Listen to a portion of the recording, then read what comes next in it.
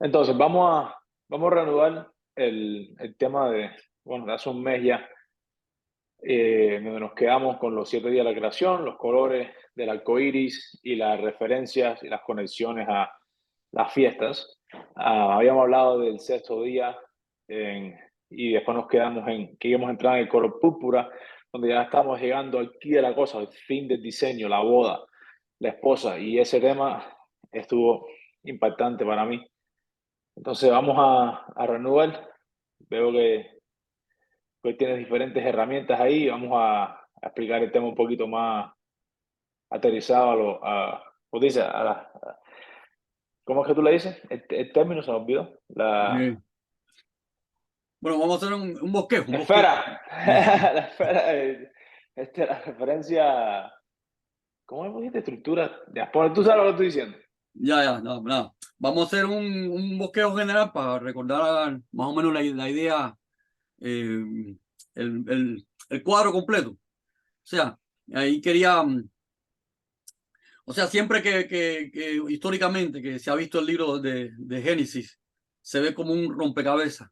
O sea, mm, ¿a qué me refiero? Que cuando uno ve o sea, el mundo real y entonces está describiendo una creación que va describiendo con un patrón extraño, eh, que tal parece como... eh, hay algunas cosas que se ve que son congruentes con la realidad, por ejemplo, el día, la noche, las aguas arriba, las aguas abajo, pero va siguiendo un patrón que a veces, o sea, no nos hace una coherencia, que tenemos un conflicto, ¿no? Porque como se ve como un rompecabezas, como una adivinanza, ¿no? Y es que es lo que hemos estado hablando, que Dios está usando un lenguaje que no es los lenguajes socialmente que estamos acostumbrados a, en lo que hemos vivido, que es el entorno, porque los lenguajes sociales se van adecuando. Por ejemplo, no mismo el lenguaje de la época medieval al lenguaje que tenemos hoy. Y, y el problema es esto, que la Biblia no tiene un lenguaje que se alinea con un estado social de la historia que hemos vivido, sino es un lenguaje eterno, que es el lenguaje de sus diseños. Entonces, eso nos trae un conflicto porque es un lenguaje extraño, ¿no? Dios está usando su mismo diseño a la creación, está usando los conceptos, el concepto de luz, de oscuridad, como hoy, por ejemplo, en el lenguaje moderno entendemos lo que es, si hacemos una asociación con luz y oscuridad, luz es en el tema de lo que es informática, que es el tema que más hoy en día estamos asociados con las tecnologías. Luz es señal, la información, y oscuridad sería ruido, o sea, falta de señal. Entonces, lo que quiero es dar una idea general, eh, de cómo este patrón genérico de la escritura, ¿no? Donde Dios está usando su creación como palabra de sus conceptos. Por eso nos hace un lenguaje extraño, porque no es un lenguaje que está, o sea, no está ajustado. Si vemos la historia de la humanidad, no es un lenguaje ni de la época de los antiguos. Hay matices de los antiguos porque los antiguos escribieron esto. Hay matices, hay cosas de los antiguos. Pero ve, es lo que dice, siempre vemos la carta de Pablo, en misterio. Y mismo Yeshua, Jesús decía, yo hablo en parábola, y no es porque está hablando una persona que es un esquizofrénico, no. Es que si es Dios, está hablando en un lenguaje eterno. Y si somos su esposa, o sea, si somos sus amigos, tenemos la mente de él, porque aquí donde está la cosa. Si no entender a Dios a veces abusamos de los entornos teológicos, o sea, nosotros mismos humanamente hacemos un entorno académico, una línea de pensamiento, y entonces de ahí la diferencia de todas las escuelas, y tenemos entonces a Dios como un concepto filosófico. Y el problema aquí de interés es que seamos sus amigos, y a ser sus amigos vamos a tener su revelación, porque es vivir, como dice Pablo, ahora tengo la mente de Cristo, la mente de Machía. O sea, como Dios dice de Abraham, Dios no hace nada sin contarle a Abraham. Y ese es lo importante, entrar en ese lenguaje de relación, salir más de esos esquemas académicos, escolásticos, donde tenemos entonces a Dios en una perspectiva de una escuela, y esto nos trae un conflicto, porque siempre cuando vemos la realidad la vemos, o sea, es la vida real, pero entonces cuando vemos a Dios estamos metidos en esa, vamos a decir, eh, sí, o sea, hemos vivido esa dicotomía. cuando estamos en el mundo real, aplicamos el sentido común, pero cuando nos metemos a pensar a Dios, nos metemos en esa burbuja de las escuelas teológicas, ¿tú me entiendes? Y creamos una separación entre lo de Dios es espiritual, espiritualizamos, ¿ves? Y entonces tenemos una incoherencia porque tenemos el mundo real, práctico, objetivo, vamos a decir, el sentido común, pero cuando estamos pensando de Dios es pensar en una forma espiritual, pero esa espiritual la espiritualizamos. Y cuando digo espiritualizamos es cuál es el resultado final. Tenemos muchas escuelas y cada escuela tiene un ambiente y una interpretación diferente. Entonces, acá lo que queremos aterrizar eso, ¿no? Cómo mostrar que su escritura tiene patrones, pero patrones de su lenguaje eterno, de su diseño interno, que hoy tenemos la ventaja histórica de que como estamos en este escenario que ya se ha descubierto, tenemos, o sea, un nivel de tecnología, de matemática, de ciencia, y acá no estoy trayendo como que la ciencia tiene que demostrarme las cosas de Dios, ni que yo voy a verificar a través de la ciencia, no. Es aquel escenario de la ciencia donde la ciencia tiene que arrodillarse ante sus principios. Porque una cosa son los enfoques filosóficos de la ciencia y otra cosa es la ciencia aplicada, que no es que ella está demostrando nada, sino que tiene que someterse a los principios de realidad, si no, no fabrica el avión. Porque si cuando tenemos hoy la historia de que el avión, existe la aviación, pero en esa historia está llena de accidentes, de errores, porque hasta que no lograron tener bien definido cuáles son las reglas, los aviones se caían, los intentos de hacer un avión, perdón. Entonces, estoy hablando de esa ciencia no que está confirmándonos algo, no. Esa ciencia que tuvo que someterse a los principios de realidad porque es una evidencia de la realidad, no la ciencia que nos trae enfoque filosófico de cómo fue el pasado. Entonces, de forma general, habíamos hablado en otras interacciones, ¿no? De que Dios usa una matemática eterna, que es un fundamento de estructura, o sea, que es aquel soporte, vamos a decir, aquel soporte genérico de como igual tenemos en un teléfono que tenemos los píxeles de las pantallas, o sea, son estructuras que son genéricas para soportar cualquier información. Por ejemplo, eso lo vemos en las pantallas inteligentes, la pantalla de la computadora, la pantalla, pero son reglas de ingeniería genéricas para soportar cualquier información. Y esa regla de ingeniería, o sea, vamos a decir ya de matemática abstracta, es el patrón que está en la Biblia. Poníamos el ejemplo de pixelar el espacio con esfera, porque por ejemplo en una pantalla es en el plano. Y cuando uno hace una pixelación, o sea, un sistema genérico de información, se obtiene esta estructura de 7. Esta estructura de 7 porque matemáticamente no se pueden, o sea, vamos a decir si estas esferas son píxeles de la dimensión, no tienen otra forma de empaquetarse, que matemáticamente no hay otra solución. Y en la escritura bíblica conocemos el candelabro, que es una representación lineal de las simetrías que tenemos acá. ¿Qué es lo que es simetría?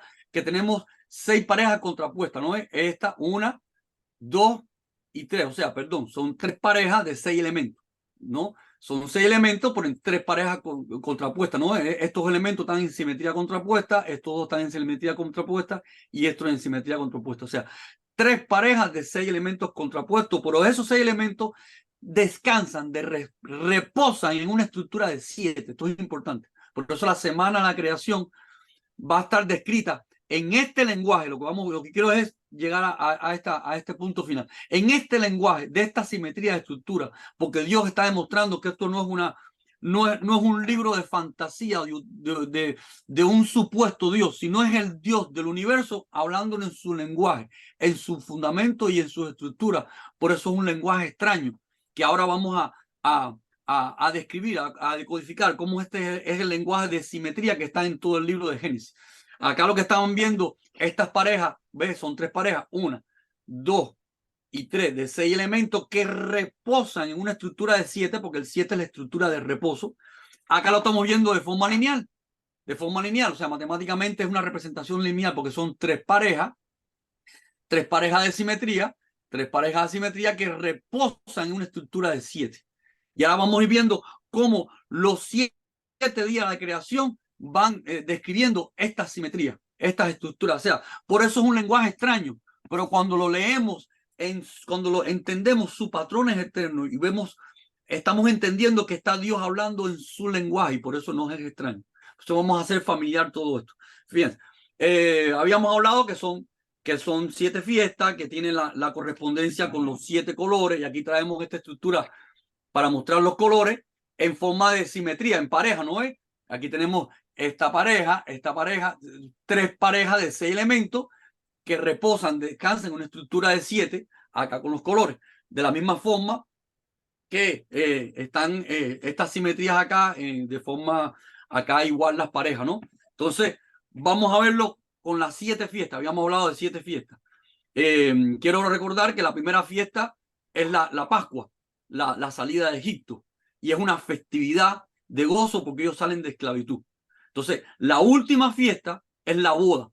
O sea, vamos a ver la simetría. O sea, la primera fiesta es celebración de salida de esclavitud y la última fiesta, acá se está librando un pueblo para formar una esposa y acá ya es la boda con la esposa, ya es la consumación, pero las dos celebraciones están en los extremos. Pascua, liberación, el esposo me libera y al final me caso con él.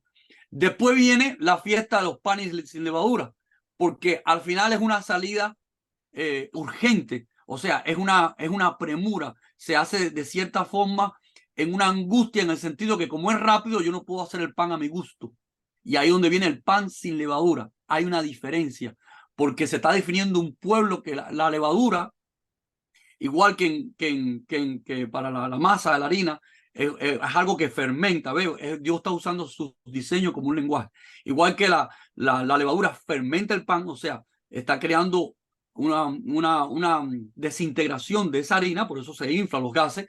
Igual acá la fiesta de los panes sin levadura es porque yo tengo que salir de Egipto, pero tengo que ser renovado, salir de aquella esclavitud. Esclavitud es pecado, es no tener libertad. Y ahí viene la separación, por eso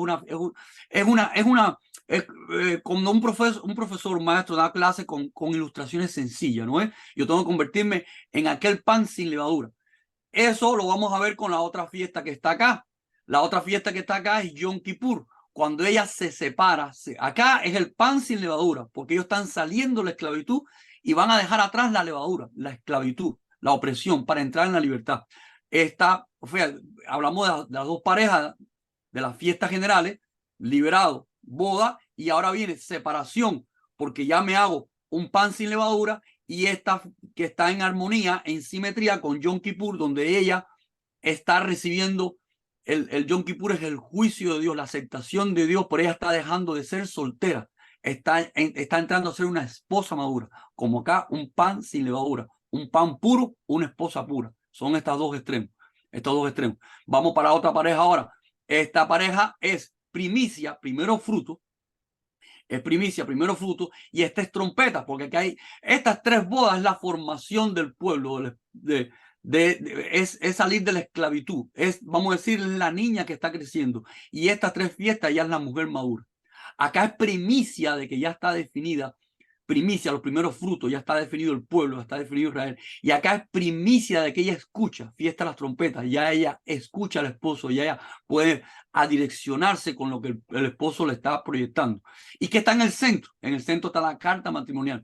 Está el proyecto, el cual está invitado esta niña que está creciendo, esta que fue liberada. Cuando digo niña, en el sentido de que está en crecimiento, fue liberada de esclavitud para ser libre, ¿no es? Estas son fiestas de liberación y estas son fiestas de consumación. Y aquí queda definida la esposa y aquí se está formando la esposa. Pero esta simetría en pareja que va ocurriendo, donde el centro está la carta, es la fiesta de la entrega de la carta matrimonial, del plan, ¿cómo se dice? La carta matrimonial es el proyecto de ser esposa. Por eso este es el centro, es el reposo donde descansa todo, vamos a decir, como hemos dicho en otras conferencias, la línea productiva, porque lo que estamos es fabricando una esposa. Ella es liberada de la esclavitud de la ignorancia. Si lo vemos como una niña, ¿cuál es la esclavitud que tienen los niños? De la falta de información para triunfar, la dependencia de los padres. O sea, cuando ellos ya maduran, llegan a ser libres, llegan a ser independientes. Visto como un niño, visto como un esclavo, el esclavo sale de la opresión, de que él está siendo oprimido, no es libre, y acá ya es una persona libre y una persona madura. Y lo que quiero que vean es las simetrías. Y estas mismas simetrías son las que ocurren en los colores. O sea, los colores están ordenados tenemos el verde en el centro, que es la vida, o sea, recuerden que son tres colores primarios. Son tres colores primarios, igual que tenemos acá tres simetrías básicas, son tres colores primarios y son tres fiestas básicas que se subía a Israel. Porque cuando se subía a la primera, que es la Pascua, todas estas eran, igual que en los colores tenemos los primarios y los secundarios, por ejemplo, del verde, la transición, son tres colores primarios. Rojo, esta es la parte del rojo, vamos a ponerlo, la parte del rojo, la parte del azul, y como vemos como el rojo va cambiando, ¿ve? La transición, los secundarios que van hacia el verde igual al azul, los secundarios que van hacia el verde. O sea, pero los tres colores primarios son la parte, el azul, la zona que corresponde al azul y las transiciones.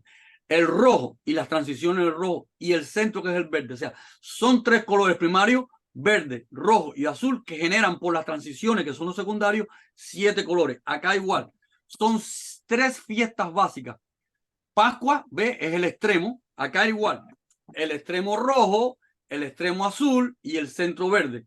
Acá tenemos el extremo rojo, es la Pascua, la liberación, el cordero muere el esposo muere por la esposa. El extremo azul, el cielo, la boda, ¿ves? Que culmina con el violeta, o sea, con el lino fino.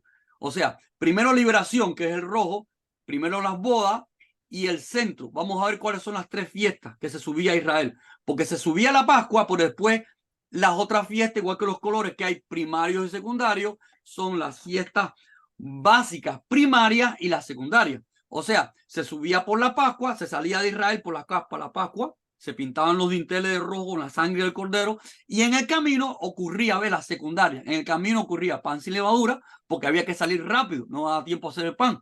Y primero fruto porque ya se definía la nación. Y esto se cumplió precisamente cuando el Señor muere en la cruz. Él muere en la cruz y primero fruto la resurrección. Y es el tiempo en que está todo el proceso. Entonces, esto es, la primera fiesta es Pascua. O también se llama, a veces se describe en la Biblia no como Pascua, sino fiesta de los panes sin levadura, porque todo está junto. Recordemos, tres colores primarios, tres fiestas. Las fiestas de primavera, que son estas tres, que van juntas, por eso se subía una vez a Israel, 2 veces a Israel, que es la fiesta de la entrega de la Torá, de Shavuot, de la carta matrimonial, y se subía a Israel la tercera vez. Entre este grupo, que es una sola, porque es el reposo, es el fundamento, es el descanso de toda la estructura. Aquí está, vamos a decir, el catálogo, la carta matrimonial de toda la línea productiva. Pero vemos las tres veces que se subía a Israel era en primavera, se cumplían estas tres fiestas. Después pasaban 50 días, por eso se llama, la conocimos como Pentecostés, porque desde que ellos salieron de Egipto hasta que llegaron al monte Sinaí, que Dios le entrega las tablas de mandamiento, ocurrieron 50 días. Por eso se sube Israel en esta festividad, se cumplen estas tres, después se sube Israel en esta festividad y después viene el otro grupo. Por eso se sube a Israel 3 veces, 1, 2 y 3. Estas tres fiestas se cumplen juntas una detrás de la otra. Estas independientes y estas tres se cumplen juntas una detrás de la otra, que es la fiesta de la trompeta que se va a cumplir cuando Él venga la segunda vez, las trompetas en las nubes y el sonido de las trompetas, Él viene, que es Yom Teruah, o sea, la fiesta de la trompeta, el juicio a la esposa, o sea, el juicio a veces lo vemos como algo negativo. No, espérate, juicio, espérate, tú eres mi esposa, por eso es la cosecha. La cosecha se define quién es el fruto correcto, trigo, y cuál es el fruto incorrecto, cizaña. O sea, aquí en Yom Kippur, que es la aflicción en el sentido que ella deja de ser soltera y el cambio de su vida, estas tres fiestas ocurren juntas. Es la trompeta, el aviso que llega el Señor, el encuentro con su esposa y la boda, que es tabernáculo, la boda del Cordero. O sea, 3 veces que se sube a Israel. El grupo de la liberación, fíjate que esta parte es la liberación de la esclavitud y esta parte es la consumación de la esposa. Y el centro es el mapa de toda la historia, o sea, la carta matrimonial donde está vamos a decir, el pacto que define todo el diseño. Por eso este es el centro, este es el reposo. Digamos que este es el esposo. Este es Machía, este es lo que define el espacio-tiempo, por eso es el día de la creación del sol, de la luna, del espacio-tiempo, lo que define todo el escenario. Entonces, 3 veces, repito, se sube Israel, la fiesta de liberación, la fiesta de establecimiento del matrimonio y las fiestas de la esposa consumada y la boda. Pero hay una asimetría en todo esto. Como decía, las dos extremas son celebración de salida y boda. Esta que es pureza, pan sin levadura, donde ella se define cuál es el pan verdadero, cuál es el pueblo verdadero, que quita la esclavitud levadura, y la esposa que deja de ser soltera. Y acá primero fruto, porque ya está definido el pueblo, y acá ya la esposa entra en madurez, trompeta, ella escucha la segunda venida, la venida de su esposo. Quería decir que el tabernáculo tiene un doble cumplimiento, porque tabernáculo es cuando Dios se tabernaculiza con nosotros. O sea, esta tuvo un cumplimiento en parte cuando Él nació en la fiesta de los tabernáculos. O sea, yo sé que tenemos una tradición heredada de Roma, del día del nacimiento, pero todas estas tradiciones fueron establecidas por Roma. Recuerden el libro de Daniel, que el inicuo vino a cambiar los tiempos y las fiestas. Por eso es importante entender las fiestas de verdad de nuestro esposo, bíblicas, porque ahí está codificada el diseño de él. Entonces, con la tradición estuvimos perdidos, pero las tradiciones Dios la usó como un disfraz para alcanzarnos, porque teníamos una mente romana, estábamos en el mundo occidental. Entonces, pero ya estamos entrando en una historia de maduración para que nos sea revelado el verdadero programa de Dios. Cuando Él verdaderamente nació, que es tabernáculo, tabernaculización, ayúdame ahí, tabernaculizó con nosotros, como de otra forma de decir general, tabernaculización. O sea, Él nació, porque su primera venida cuando Él nació y creció, Jesús, ¿no? Yeshua. Y su segunda venida cuando Él viene ya a las bodas, cuando Él viene ya a consumar el hecho. Las dos venidas, su nacimiento y su venida en las trompetas, ¿ves? Viene en las trompetas, recibe a la esposa, esta es fiesta de la trompeta. Porque recibe a la esposa en el juicio, porque se está definiendo quién es la esposa. El juicio define quién es la esposa y quién no. Recibimiento de la esposa, Yom Kippur, y bodas, tabernáculo. Que bodas es, como dijimos, como es tabernáculo, es cuando él nace y al final son sus dos venidas. Entonces, en la descripción de todo el libro de Génesis, vamos viendo esta simetría. Esta simetría. Por ejemplo, primer día, vamos a ver la simetría. Primer día de separación de luz y tiniebla.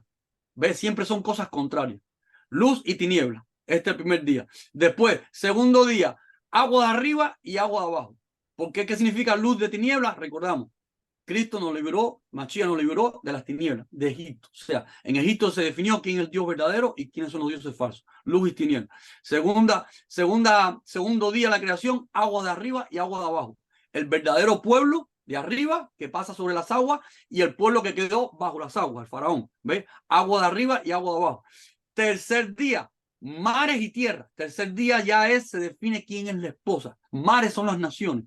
Mares son las naciones y tierra. Fíjense, lo que quiero es que vean que siempre son conceptos contrarios y que está en un lenguaje extraño porque está en este lenguaje, en este diseño, el lenguaje del diseñador. No está en un lenguaje social ni humano, ni un lenguaje medieval, ni un lenguaje moderno, en un lenguaje cuando digo tecnológico es porque el diseñador está hablando en su matemática, ¿no? Como habíamos visto, está hablando en sus matemáticas, en su simetría, y usando la creación, no es día, noche, luz, oscuridad, aguas de arriba, que hay una coherencia con la creación, porque en la creación hay día y noche. En la creación hay aguas de arriba, las nubes, y hay aguas de abajo. En la creación hay continentes y mares. O sea, él está usando los diseños de su creación, usando su lenguaje matemático, usando sus reglas, y por eso lo que quiero ver con esto es que vean por qué el lenguaje es extraño, porque es un lenguaje eterno. Está hablando el Dios de la creación, en un lenguaje o sea, vamos a decirlo así, futurista, un lenguaje que no pertenece como él dice, su mente es celestial, ¿ve? Su mente es celestial, no es terrenal. Un lenguaje que tiene que ver con, cuando digo futurista, en el sentido que nosotros vemos la eternidad, ¿no? Lo que nunca envejece. Entonces, ya vimos estas tres simetrías. Dios creó, o sea, primer día, separación de luz y oscuridad. Segundo día, agua de arriba, de abajo, agua de arriba, de agua abajo. Tercer día, mares de continente. Pero entonces viene el cuarto día. Cuarto día es la carta matrimonial, el plan, el tiempo. O sea, cuarto día es el espacio-tiempo, lo que define el control a todo. Por eso es la creación de las lumbreras, el espacio-tiempo. Cuando vamos al quinto día, vamos para otra simetría. Entonces, porque recordemos que, el primer grupo de días es la formación de la esposa, ¿ve? Es como crece como una niña, hablando así alegóricamente, y el segundo grupo es la madurez de la esposa. Entonces, ya en quinto día estamos entrando en la madurez. Quinto día es los mares que crecen, que los mares produzcan seres vivientes. Y vamos a ver un contraste. Aves y peces, un contraste, porque aves son del cielo y peces son del mar. O sea, siempre lo que quiero es que vean por qué ese contraste. Y es un contraste, es un conflicto que no es coherente con la realidad, porque como los mares me van a producir aves que vuelan. Entonces, lo que quiero que vean que ese lenguaje clave, que tiene un lenguaje, porque ¿qué es lo que es la multiplicación de los peces y las aves en el proceso histórico? Peces es el evangelio. Por eso Yeshua dijo, van a pescar peces. Y aves es la revelación de los cielos. O sea, pero fíjense que es un contraste. Aves que de los cielos y peces que de la tierra. Son dos extremos. ¿Ve? Aves y peces. Y lo vemos ya en el contexto histórico que después de Pentecostés vino el evangelio, la búsqueda de los peces y la revelación del espíritu, ¿no? Peces es el pueblo creciendo, multiplicar, empieza la multiplicación del pueblo, y aves la revelación del espíritu, ¿ve? La mentalidad que vuela, alas, revelación. Entonces, después que viene, este es el quinto día. El sexto día es animales, ganado y serpientes, dos extremos, porque el animal ganado es un animal que ayuda, que es útil. Serpiente es lo que se arrastra, es lo que ve, que es lo que se muestra con el pecado. Ya, como decimos, como que Dios está creando el pecado. No, Dios está creando un escenario de interacción donde yo soy probado si lo sigo a él o lo sigo al error. Entonces, ya que la esposa está formada, vienen los ministerios. Ve, ganado es ministerio de servicio o rebeldía contra Dios, la serpiente, reptil. Son los dos extremos.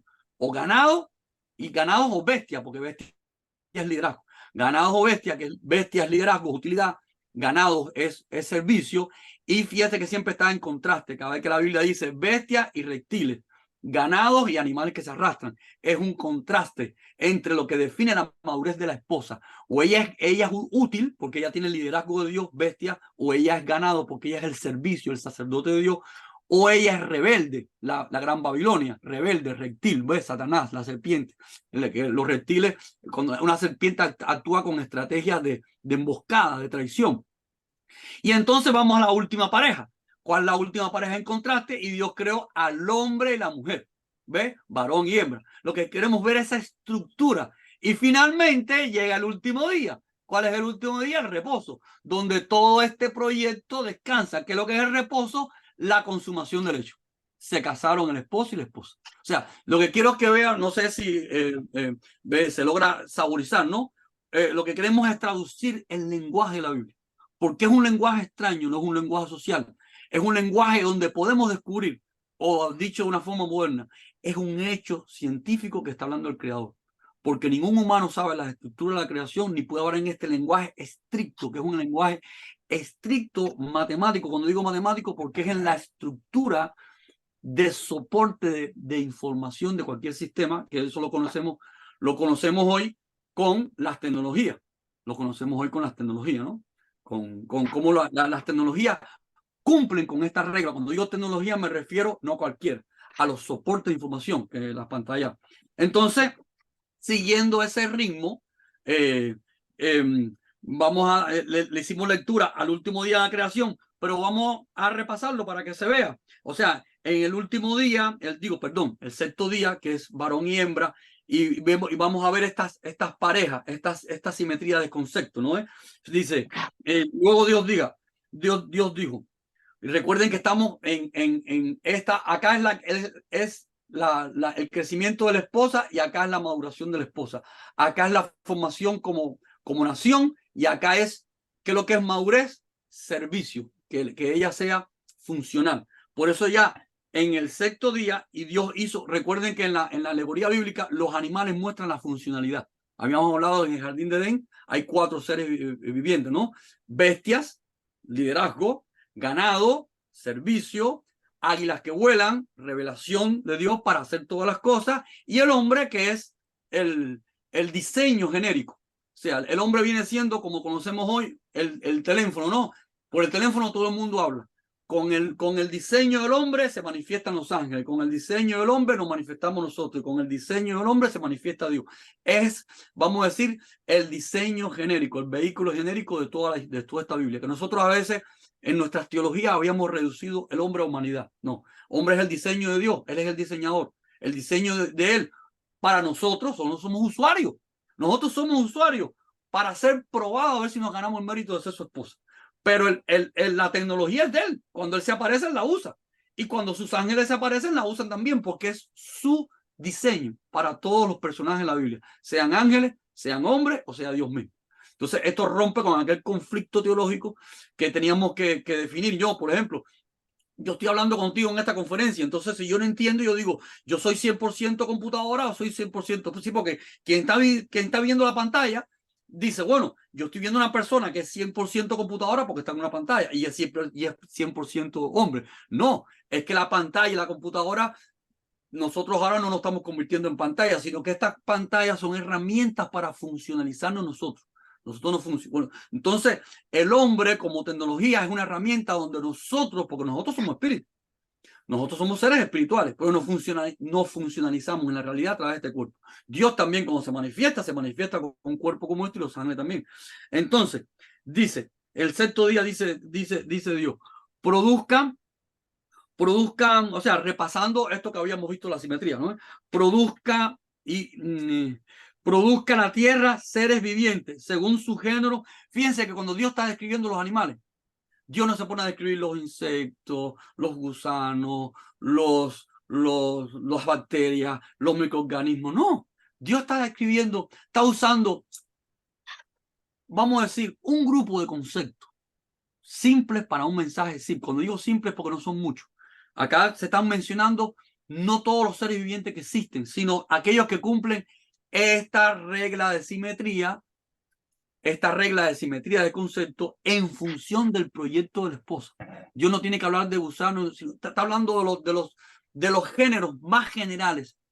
Recuerden que él habla con su diseño. Está describiendo con sus diseños más generales el proyecto de la esposa. Y por eso es un mensaje donde los elementos del mensaje no son complejos, porque la realidad que conocemos es compleja. Está llena de millones de tipos de bichos, de gusanos, de bacterias, microorganismos, de hongos. Y eso no se menciona acá. Acá nada más que están mencionados, vamos a decir, tipos genéricos. ¿Cuáles son esos tipos genéricos? Dice, produzca la tierra seres vivientes según su género. Fíjense qué simple es la cantidad de diversidad. Esos seres vivientes son bestias, serpientes. Bestias, líderes, serpientes, inservibles.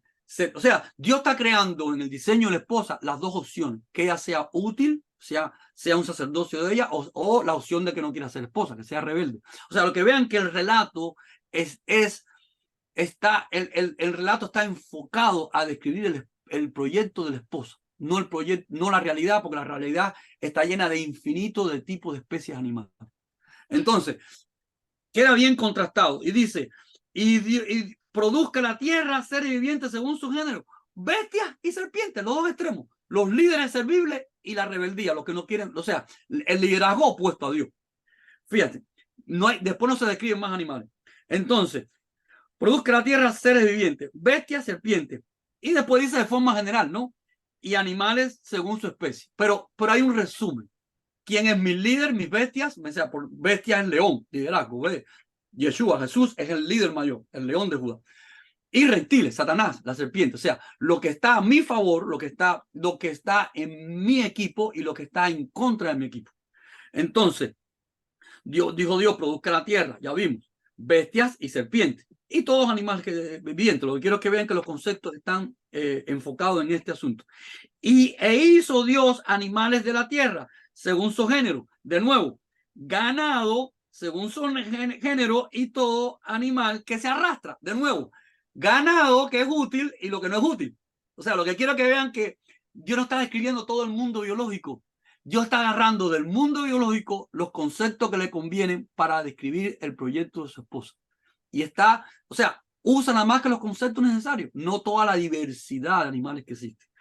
La primera pareja es bestias y serpientes, la segunda pareja es ganado y animales que se arrastran. O sea, siempre es lo que está en mi equipo, mis líderes, mis ganados, mis servidores, y los que están en contra mía, serpientes y lo que se arrastran. Fíjense que no hay más animales en esta descripción. O sea, hizo Dios animales en la tierra según su género, ganado según su género y todo animal que se arrastra. Ya vemos por qué ese contraste. ¿Por qué ese contraste? Sobre la tierra. Y vio Dios que era bueno. Fíjense, no hay más seres vivientes. Si estamos describiendo la realidad, te dan cuenta que es un imposible, porque en la realidad hay una diversidad infinita de insectos, de gusanos, de artrópodos. Dios está agarrando los conceptos que necesita de su diseño para describir su proyecto. Esto no es un libro de la descripción de la creación física, es un libro de la descripción de la creación del proyecto de su esposa, donde él agarra de la realidad los conceptos que le hacen falta, ya en este contraste. Por eso siempre es en contraste, en simetría, porque está hablando está diciendo yo soy el diseñador, estoy hablando un mensaje en mi matemática, yo soy el fundamento. Fíjense que ya no más animales, se acabó la descripción del sexto día. Dice, ok, entonces dijo Dios, hagamos al hombre a nuestra imagen y semejanza. De nuevo, varón y hembra, contraste. Varón y hembra los creó. O sea, ya tenemos las tres parejas del sexto día, que bestia y serpiente, ganado y que se arrastran, y varón y hembra. Vean que cada día sigue esta estructura. Siempre. Fíjense que hay tres parejas, no hay más. Repito, serpiente y bestia, ganado y animales que se arrastran, y varón y hembra. Y se acaba el día. Y ahora, este hombre que yo creo a mi imagen y semejanza, que recuerden que esto es un proyecto profético, que Dios lo que está es creando el proyecto, porque cuando se va a cumplir que nosotros, la humanidad, es su imagen y semejanza, varón y hembra, cuando venga la boda, la culminación, que es lo que se llama la glorificación. Dios está terminando el producto. Al final es que Él glorifica, que Él termina el producto. Él termina la esposa, él termina aquella que es su imagen y semejanza. Porque ¿qué imagen y semejanza tiene la humanidad hoy? El error. Cada humano vive según lo que cree. Eso no es la imagen de Dios. O sea, porque estamos en el proceso productivo. La humanidad hoy es barro en manos del alfarero. Y Dios lo que está decidiendo es qué barro se pone en sus manos. ¿Ve? El que se pone en sus manos es el útil, el ganado o las bestias, los líderes que se ponen en sus manos para él terminar la obra. ¿Cuándo él termina la obra? Cuando tenemos, que dice al final de la escritura, que cuando en el control de la calidad, Dios va a definir quiénes son aquellos que se pusieron en su mano para terminar la obra, y entonces la cosecha es el control de la calidad. Él manda a los ángeles a cosechar el trigo, porque la cizaña no entró en el control de la calidad, y ahora él vamos a hacer que va a ser una nueva creación. ¿Qué es lo que es la nueva creación? Ya no vamos a ser barros en manos del alfarero, ya vamos a ser la esposa glorificada, porque ahora cuando venga ya ¿qué es lo que es del cielo? De su mente, de su diseño, esa esposa glorificada es que va a cumplirse lo que dice acá, que tiene su imagen y semejanza. El varón, que es él, que es Cristo, Machía, su imagen visible, y la hembra, que es Israel. Entonces, él está creando en pasado un proyecto que está funcionando, que va hacia un producto. Entonces, dice que Dios creó al hombre, dice, a nuestra semejanza, y que ahora, fíjense, ahora es que viene más diversidad. Dice que este hombre fue creado, dice, entonces vamos a leerlo como dice. Y dijo Dios, hagamos al hombre a nuestra imagen y semejanza, conforme a nuestra imagen, conforme a nuestra semejanza.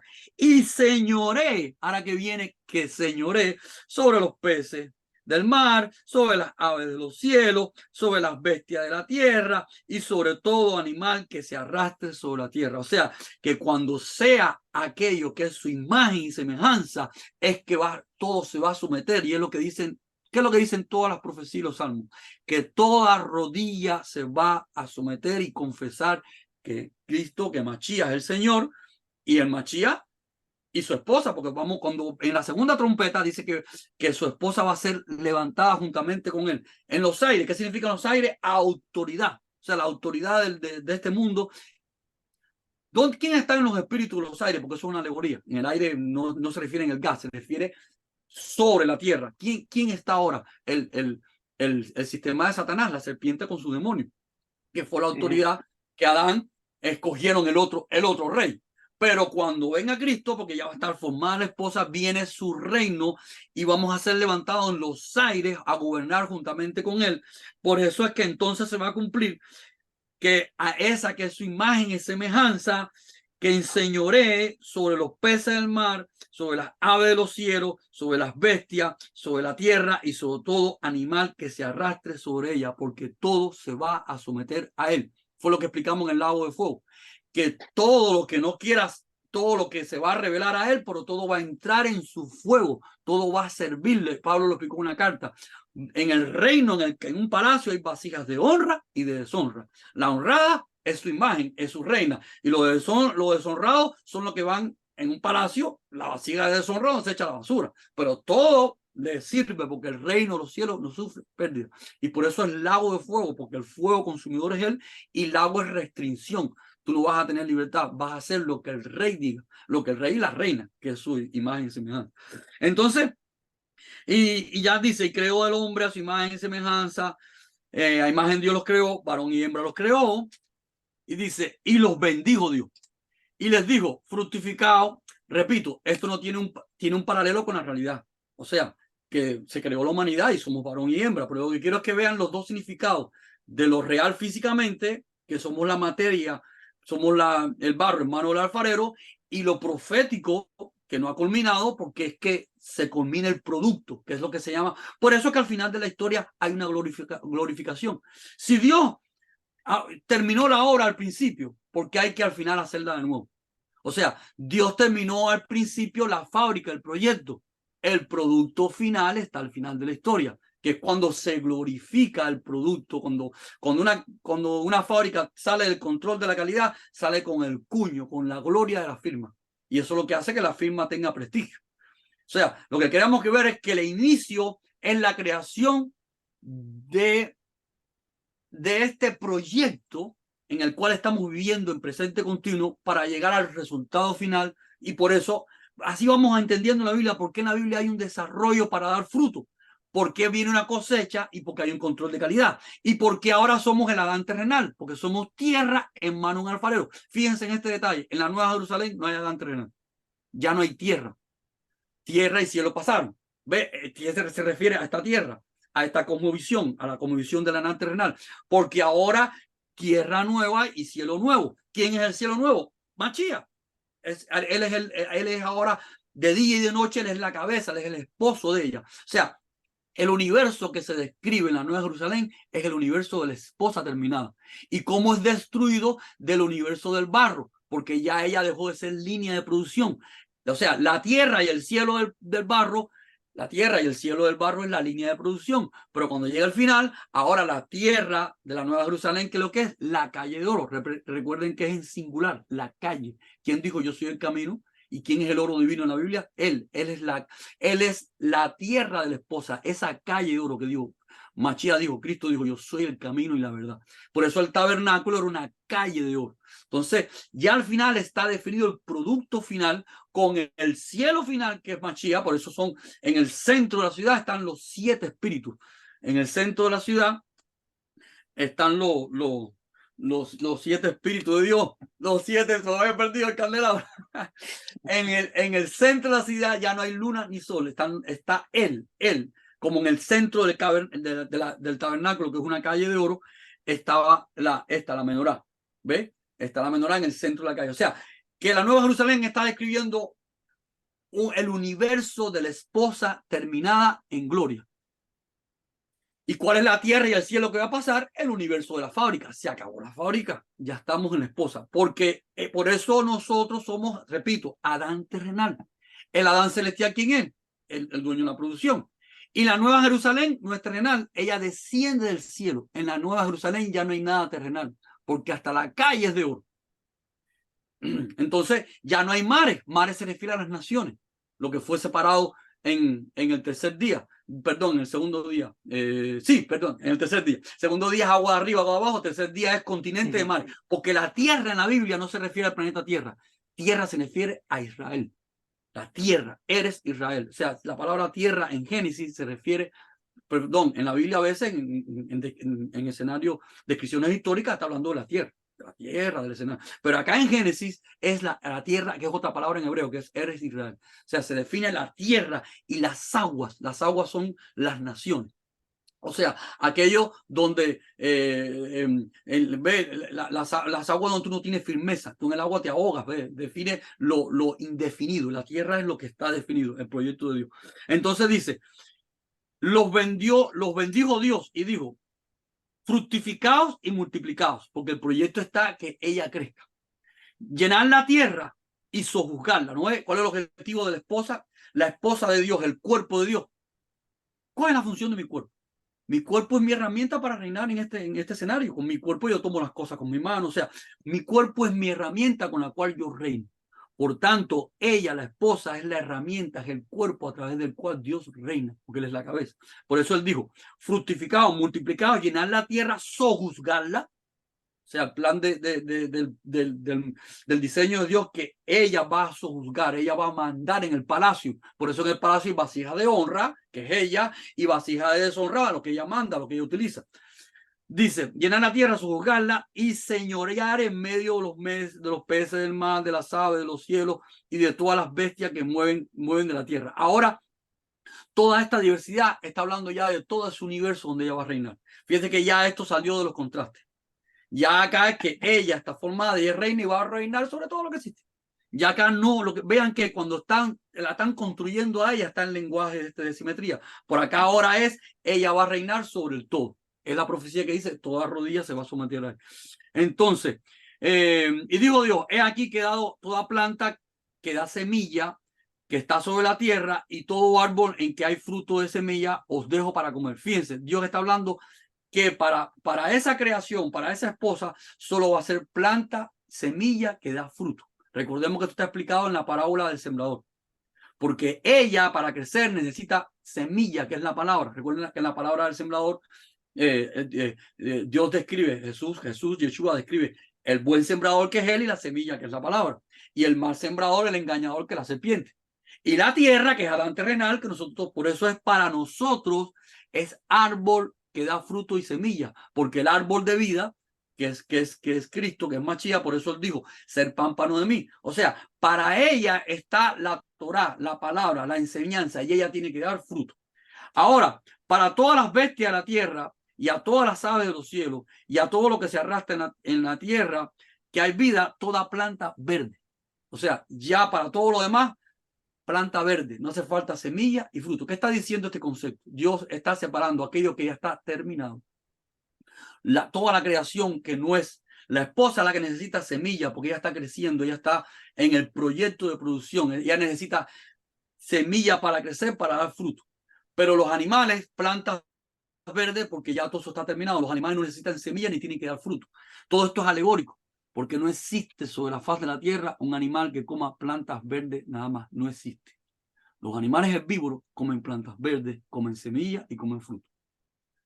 Y en los diseños de Dios existen diseños tan diversos como una araña, que una araña teje, hace una estructura para cazar a otro insecto, no come plantas verdes. O sea, los diseños de Dios, una serpiente tiene colmillos venenosos, o sea, que esto no está hablando de la creación, porque está hablando recordemos, es un lenguaje en sus diseños donde él toma de la creación los conceptos que le hacen falta para describir el plan con su esposa.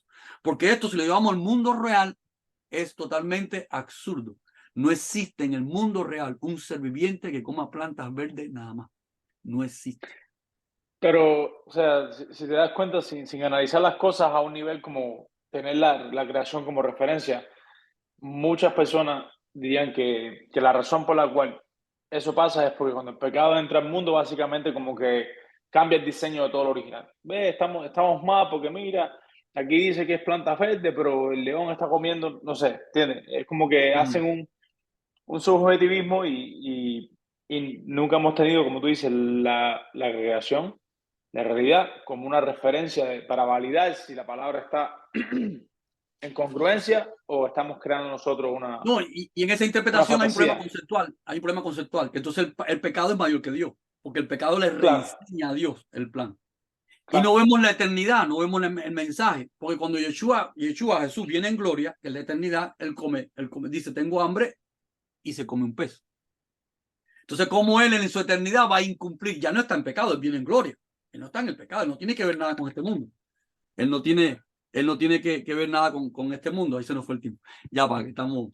Él no tiene que ver nada con el mundo. Él viene en gloria. Fíjate que como Dios tiene cuidado en todo lo que hace. Porque todo lo que hace es una enseñanza. Cuando Él viene en gloria, Él viene de la eternidad, Él viene de lo perfecto, Él viene con hambre.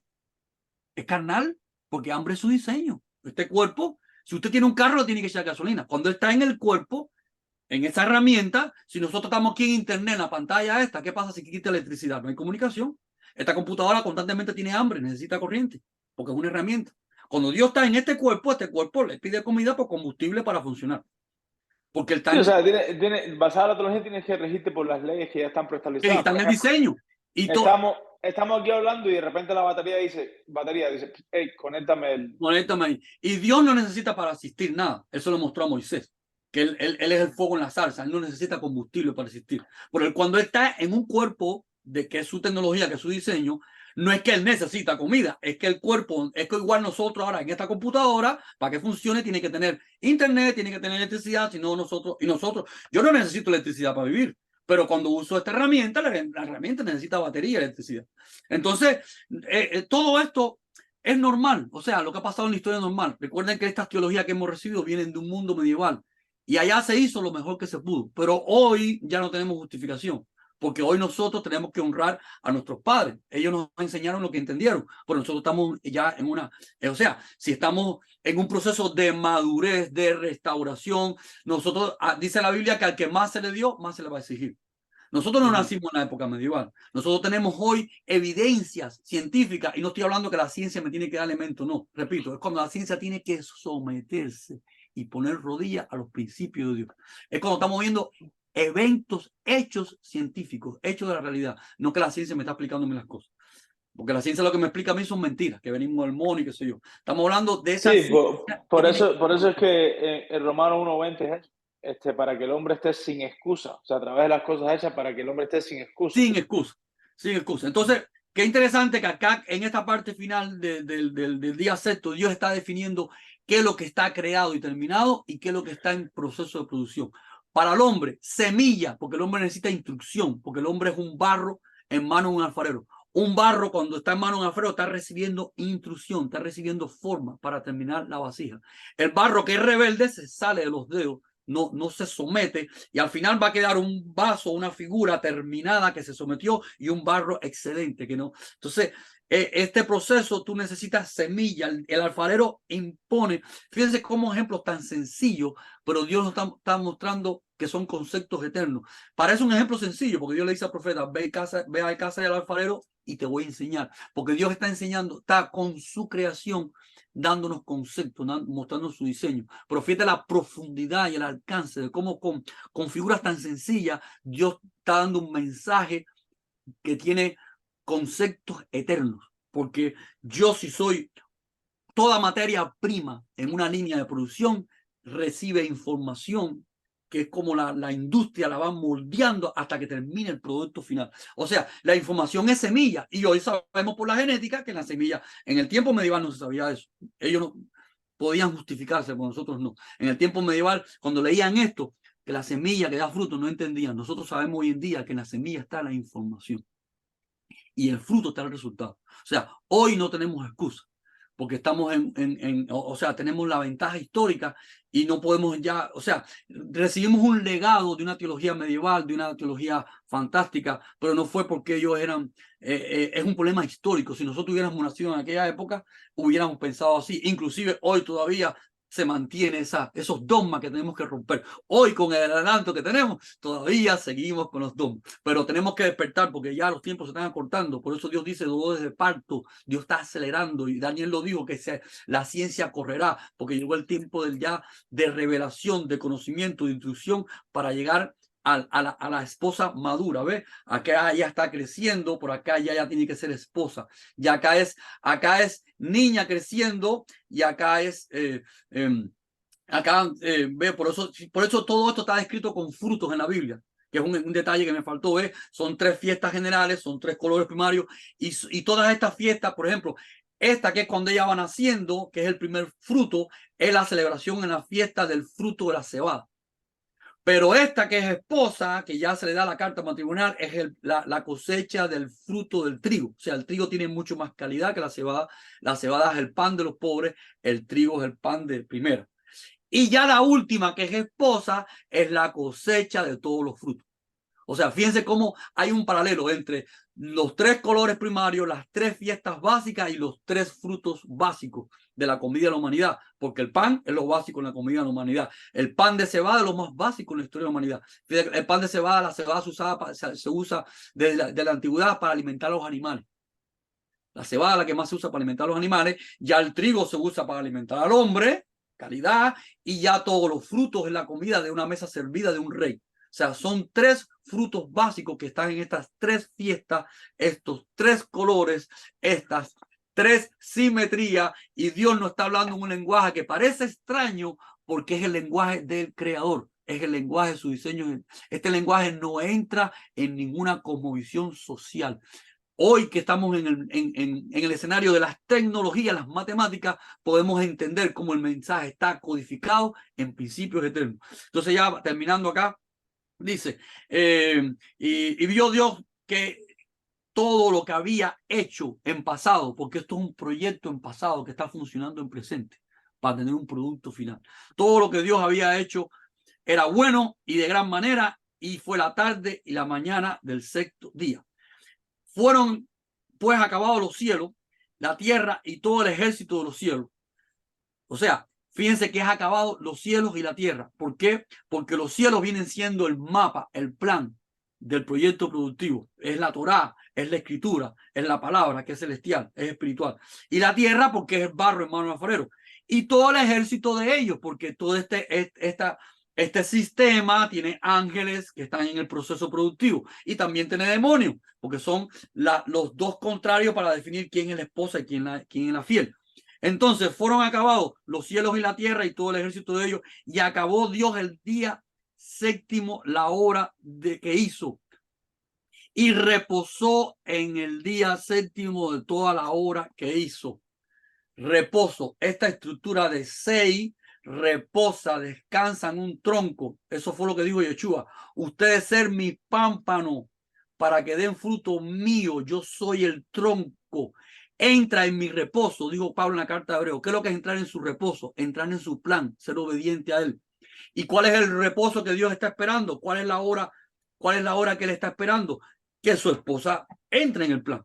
Por eso Dios hizo una línea productiva, y ahora, ¿qué es lo que está esperando? El proceso productivo. ¿Quién en esa línea productiva va a ser barro? ¿Quién va a decir, heme aquí? Fíjense que esa es la clave de todo siervo de Dios. Heme aquí, yo soy barro en tus manos. Fórmame. O sea, habíamos puesto ese ejemplo. Por ejemplo, yo estoy conquistando a una mujer para que sea mi esposa. Yo hago muchas cosas para conquistarla, pero yo voy a entrar en un reposo. ¿Cuál? Esperar el sí de ella. Y ella tiene que entrar en mi reposo si va a ser mi esposa. ¿Cuál es mi reposo? Mi invitación. Yo le propuse a ella una invitación y ella reposó, aceptó, porque ella se va a someter a mí. Y yo tengo que reposar de la decisión de ella, porque esa obra no la puedo hacer yo. Entonces yo hago una obra que es un proyecto para conquistarla, pero yo reposo, hay una parte de la obra en la que yo reposo, porque esto es una obra entre 2, entre el alfarero y el barro. ¿Cuál es el barro que va a reposar en manos del alfarero y va a obtener el producto, el fruto final? Valga la redundancia con la manzana. ¿Cuál es el barro que se pone en manos del alfarero y es pámpano del tronco y da el fruto correcto? ¿Cuál es el fruto correcto? Trigo, porque lo otro es cizaña, no da fruto. Entonces, y Dios hizo el 7º día la obra, reposó, y recuerden la estructura matemática. ¿Ve? La estructura base matemática, como 6 que reposan en el 7º. O sea, lo que quiero es que vean que Dios está hablando en un lenguaje matemático, un lenguaje de diseño, un lenguaje de tecnología eterna. Por eso es un lenguaje extraño. Pero si somos sus amigos, ¿qué dijo Dios? Dice, yo hablo en parábolas para que no me entiendan, pero a ustedes les voy a explicar las parábolas. A ustedes, ¿quiénes son ustedes? Aquellos que queremos conocerlo a él. Y con esto Por eso que dice Pablo, Pablo cuando conocía teología, no conocía a Dios porque estaba en contra de él. Machía, Yeshua, Jesús le apareció y dijo, oh, Pablo, estás en contra mí, porque Pablo tenía una cosmovisión teológica con las escrituras. Pero ahora cuando Pablo muere y vuelve a nacer porque lo dejaron ciego, nació, ahora nace, cuando digo nacimiento, porque es nacer del Espíritu es la visión, el entendimiento de Dios, dice, ahora tengo la mente de Machía.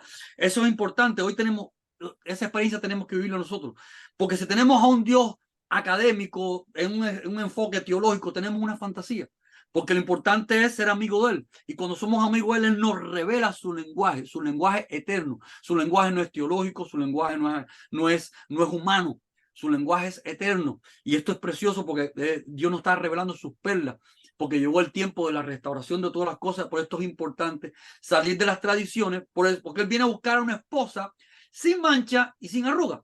Mancha es error que hemos tenido, arrugas son tradiciones.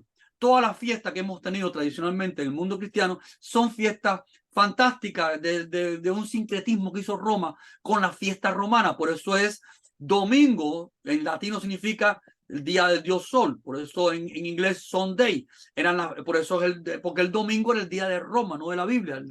El día de la Biblia es reposo en el rey, pero se llama Shabbat.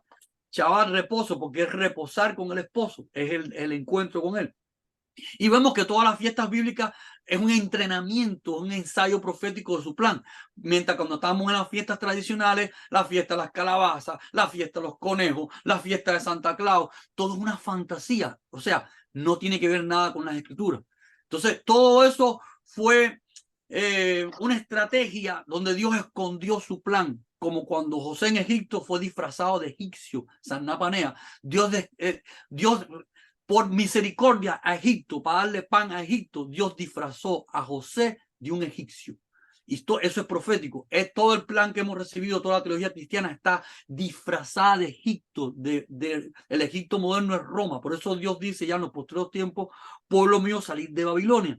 Tenemos que salir de toda esta tradición porque tenemos que salir de niña a joven. La niña no entiende. No es que no hayamos sido hijos de Dios, pero todavía tenemos inmadurez. Cuando un hijo hace la voluntad del padre, cuando ya es hombre, cuando ya creció, cuando es maduro, Dios nos está llevando a esta madurez, nos está sacando de, como dice Pablo, ya no somos niños. El niño no entiende, ya tenemos que entrar en la madurez, entrar en su proyecto, en este proyecto maravilloso que se cumple. Dios nos está hablando con el espectro, con las leyes, dice, Él es luz y con la misma luz nos da sus conceptos.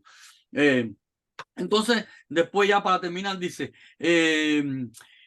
Dios vio que todo lo que había hecho era bueno. No, perdón, me fui acá, ya.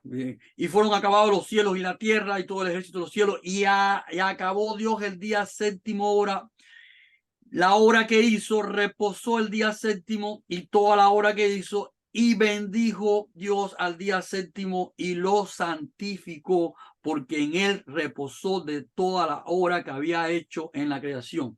Lo santificó. ¿Qué quiere decir? ¿Que estos días son paganos? No. Santificar significa apartar. Este es diferente de este, porque este es la estructura de todo esto. Este es significa que el día séptimo es el propósito, es el enfoque general, es la base, es la estructura, es lo que define toda vez. El día séptimo, este es el que santifica, porque este define la distribución matemática de todo esto. Este es el propósito por el cual toda esta estructura existe y subsiste. No que entonces estos días son profanos y este es día santo. Santificación significa que este es el propósito final para lo cual está todo este proyecto profético. O sea, que el reposo, él echó a andar la fábrica, es como cuando el fabricante dice, echo a andar la maquinaria y espero por el producto final. Mi propósito de toda esta maquinaria es este producto. Toda esta maquinaria, toda esta creación se separó para obtener eso, una esposa, un esposo, un rey y una reina. Una boda, ese es el reposo, esa es la fiesta de los tabernáculos. Cuando él ya se hace la nueva Jerusalén, la ciudad que es la esposa, porque Dios es su templo. Ya él y ella son uno y es la eternidad, porque ya está la obra concluida. Y ya no hay Adán terrenal, porque ya no hay barro, sino que ya está la obra que desciende del cielo de su mente, la obra que está sobre la nueva tierra, que es oro, que es él, que es Machía, que es Cristo, el camino, y que de día y de noche la cosmovisión de esa obra es el mismo, los 7 espíritus de Dios, y que en el centro de esa obra, de esa esposa, en su corazón está el árbol de la vida, y el río, que es el espíritu de Dios, ¿ves? Y que es el espíritu, que es la palabra, que es la Torah. Entonces, ya terminando ya con el día séptimo, dice, Dios bendijo, santificó porque en él reposó de toda la obra que había hecho en la creación. O sea, que este reposo de Dios no es inactividad, porque Yeshua lo dijo, Jesús lo dijo, mi Padre trabaja siempre. Es reposo en función de la parte de la obra que ahora le corresponde al barro, a ella, de ponerse en sus manos y aceptar el proyecto. Bueno, que ahí ya no hemos pasado de tiempo completamente. Entonces, si más o menos se ha visto la idea, ¿no? Yo sé que es mucha información y sobre todo Definitivamente. destruir el concepto de fábula. O sea, disculpa que te haya interrumpido. Eso, destruir la fábula y dale, perdóname que me emocioné. No, definitivamente bastante información, pero es ver la congruencia de las cosas, ¿no? De cómo no podemos caer en una mentalidad de que si todo es subjetivo, todo es espiritual, no se le pone ningún tipo de atención a las cosas que están escritas por alguna razón y no se le pone ningún tipo de referencia a cómo ellas se funcionalizan en lo que nosotros experimentamos. O sea, que todos podemos ver que son cosas palpables, ¿no? Que tienen congruencia con la escritura. Y es demasiada información porque hay que aprender a relacionar todas esas cosas y ver el sentido detrás de todo lo que está escrito. Pero definitivamente mucha información. Pero fíjate qué interesante, ¿por qué se ve el lenguaje extraño? Si uno lo lee sin estos conceptos, parece lo voy a decir así, un abracadabra pata de cabra. Uh-huh. Inclusive. Porque si no le pones eso y no lo atas con la funcionalidad práctica de la realidad, tú puedes caer en pensamientos en el cual tú dices, ¿por qué tuvo que ser un candelabro de 7 puntas? ¿Por qué no hizo uno de 40 perlas y uno de 50 luces? O sea, pudo haber sido cualquier cosa, ¿entiendes? Ah, Literalmente pudo decir cualquier variante de un candelabro, o pudo no haber ni siquiera sido un candelabro.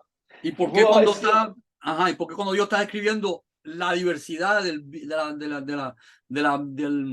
biosistema, que es increíblemente infinito, usa tipos o sea, es un lenguaje codificado, donde el lenguaje no pretende describir la realidad, sino que usa conceptos de la realidad para describirnos su proyecto. Esa es la idea. Y por eso, si no estamos en sus códigos, si no estamos en su mente, él lo dijo, nadie puede entender. Yo hablo porque Dios está, ¿cuál es el plan de Dios? Que nosotros los descubramos a él.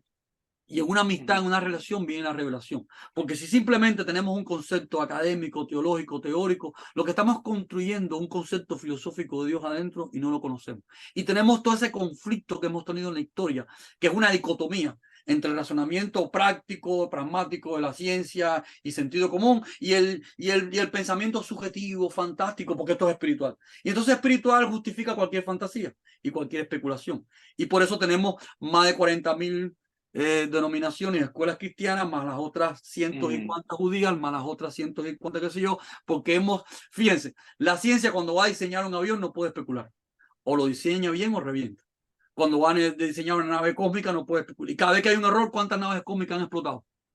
¿Cuántas muertes han habido? Por el más mínimo error, porque con la realidad no se puede jugar. Y no estoy diciendo la ciencia como proyecto correcto, no. La ciencia como proyecto de error humano, que en su especulación tiene que someterse a las reglas si no se le explota el cohete. Y si no se le hunde. Pero nosotros en la teología nos hemos justificado con el concepto espiritualoide, subjetivo, y cada escuela en nuestra denominación o posición teológica navegamos la subjetividad y no hemos respetado lo que dice la Escritura. Porque si toda la creación existe y subsiste por su palabra, y Pablo nos está diciendo que a través de las cosas hechas se hace visible. Mientras tengamos una mentalidad separada entre el mundo práctico de la vida real y el mundo espiritual de Dios, discúlpeme, por eso es error, se llama pecado. Error, imaginación, porque esa separación es humana. En la mente de Dios no hay separación. Él diseñó el universo, Él puso las leyes. Salmo 140, ¿cuánto es? Salmo 48. 148, el cual se dice, yo fundé todos los mares, la tierra, los cielos con mi... Él no tiene problema en su mente. Él es el Dios de la realidad, el Dios de esta creación. O sea, en él el concepto de su realidad y el concepto de su espiritualidad, porque su espiritualidad son sus diseños, no hay conflicto. Y el concepto, toda su palabra está escrita en su mente, con sus diseños. Hay una coherencia perfecta entre la letra, que es el testimonio de su palabra, porque su palabra al final es su espíritu, es la esencia de quién es él.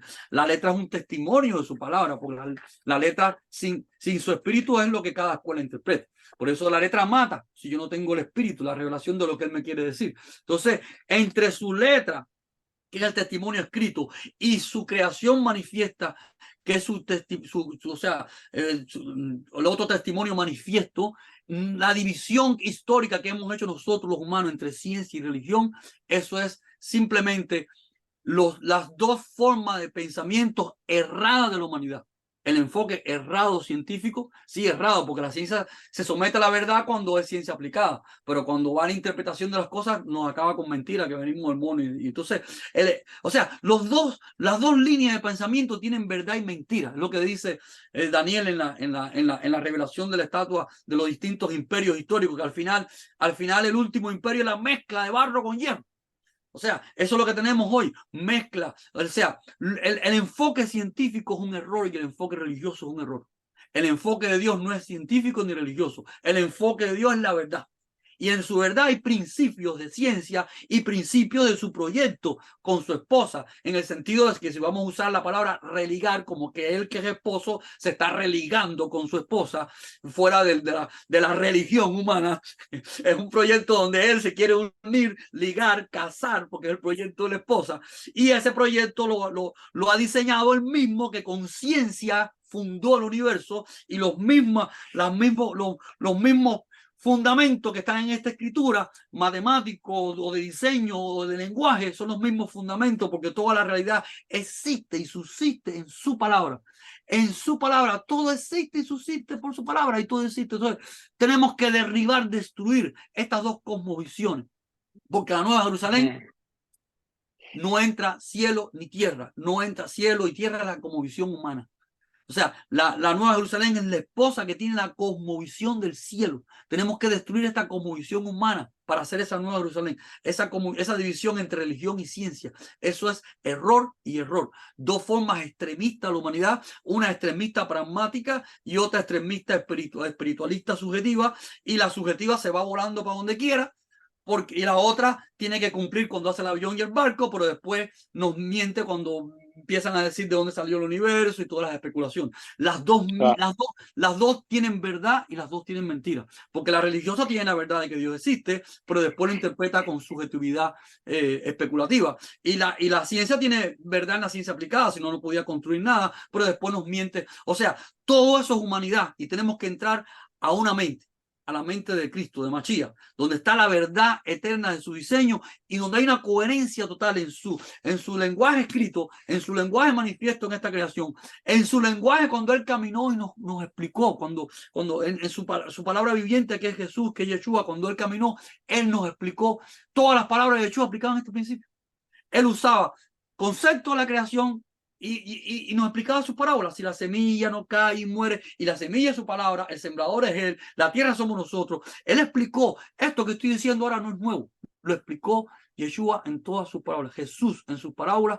Nos pasa que nosotros con la teología pusimos la parábola de Jesús en un lugar bonito, importante, sobresaliente, pero no lo pusimos como la metodología de entendimiento e interpretación de la palabra.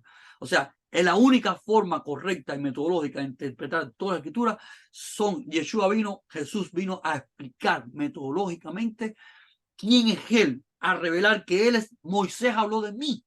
O sea, el libro de Génesis es profético. Moisés habló de mí, es mi proyecto, yo soy el esposo y ustedes son la esposa. Ser pescadores de peces, Jesús estaba diciendo, y yo estaba diciendo lo que está escrito acá. Ahora ir a pescar peces. Y ahora va, o sea, él siempre decía, escrito está, porque esto está hablando de él, su proyecto, del esposo. Y el esposo vino aquí, caminó con nosotros y nos explicó cómo su palabra interpretarla correctamente, y nosotros lo pusimos en un capítulo de la teología como algo muy bueno, muy interesante, porque es Dios hablando, pero hemos establecido nuestras herramientas teológicas, nuestras metodologías exegético y hermenéutico de interpretación, y no hemos quedado en la letra y en los enfoques y líneas de pensamientos humanos, porque toda la teología está en el bando religioso de interpretación, y todo el bando religioso, sin contar con el propósito de Dios de religarse como esposo de su esposa, que es el concepto correcto. Sabemos que la religión humana está llena de fantasía, no lo estoy diciendo yo. O sea, hemos pecado en fantasía, somos parte de eso. ¿Y por qué? La práctica histórica, si tenemos más de miles y miles de escuelas y contradicciones, y nosotros mismos entonces nos fajamos y cada uno le dice al otro que está equivocado, y no somos capaces de decir que todos nos hemos equivocado. Y ahora tenemos que aprender juntos, porque en todas las escuelas hay cosas buenas y revelación de Dios, y en todas las escuelas hay humanismo y subjetivismo. Entonces tenemos que parar en una brecha y decir, volvamos a las sendas antiguas, a cómo está escrito, volvamos a la mente de él y salgamos de las mentes académicas, mentes teológicas, y porque esto no es un problema filosófico, esto es un problema de una relación, de conocer yo a mi amigo, a mi esposo, y ser uno con él. Esa es la idea. Y ahora sí, el tiempo se nos ha ido completo. Bueno, man, tremendo temazo. Entonces, para la semana que viene seguimos otra vez con la última parte ya de la boda de color púrpura en los últimos días. Pero bueno, man, gracias por la clase y estamos en contacto. Gracias a ti, estamos hablando.